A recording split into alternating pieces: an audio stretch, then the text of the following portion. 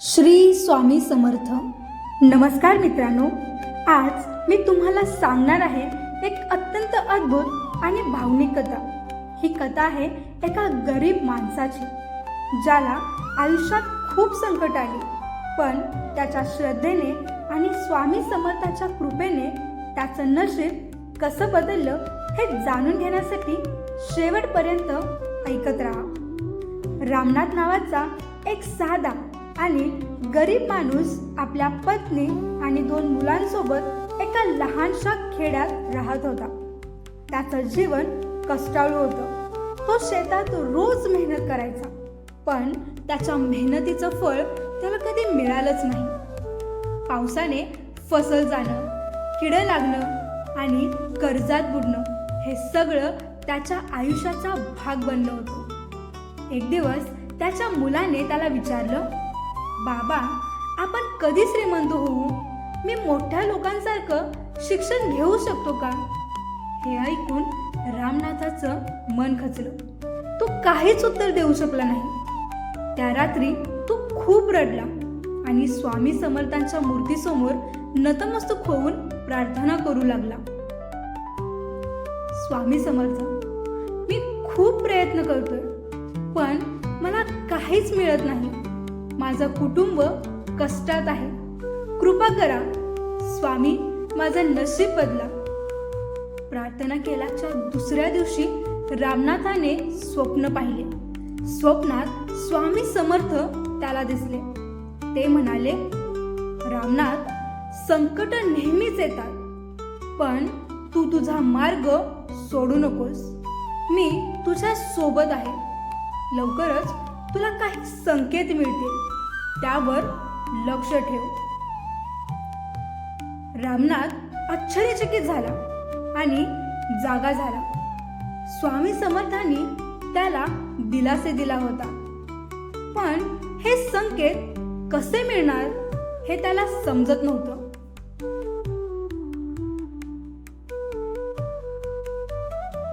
काही दिवसांनी रामनाथ आपल्या शेतात काम करत होता.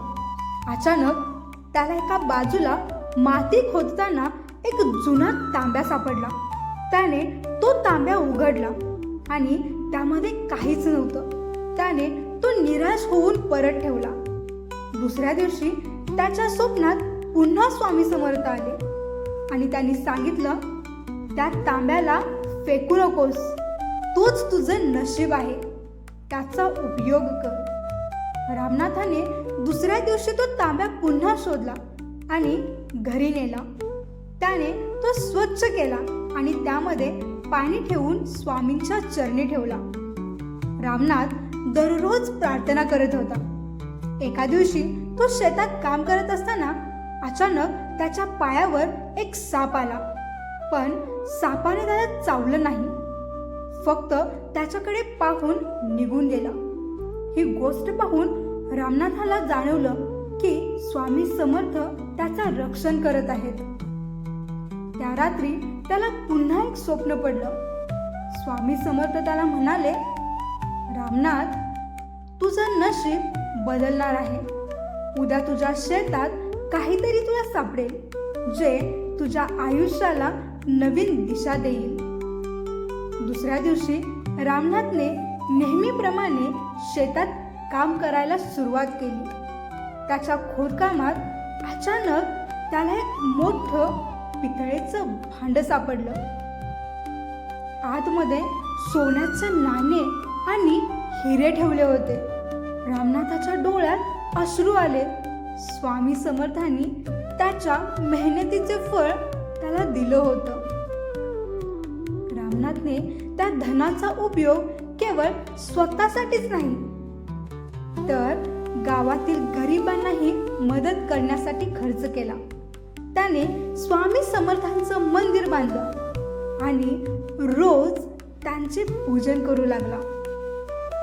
स्वामी समर्थांनी दिलेले संकेत आणि त्यांच्या कृपेने रामनाथाचं संपूर्ण जीवन बदललं. तो श्रीमंत झाला, पण त्याचं मन कायमच नम्र राहिलं. तर याचा समारोप. मित्रांनो, ही कथा आपल्याला शिकवते की संकट येतात पण आपला मार्ग ठरलेला असतो. स्वामी समर्थांच्या कृपेने मिळणारे संकेत आणि त्यांचा अर्थ समजून घेणं महत्त्वाचं आहे. श्रद्धा आणि सबुरी ठेवा. स्वामी समर्थ तुमच्या कायम सोबत आहेत. श्री स्वामी समर्थ.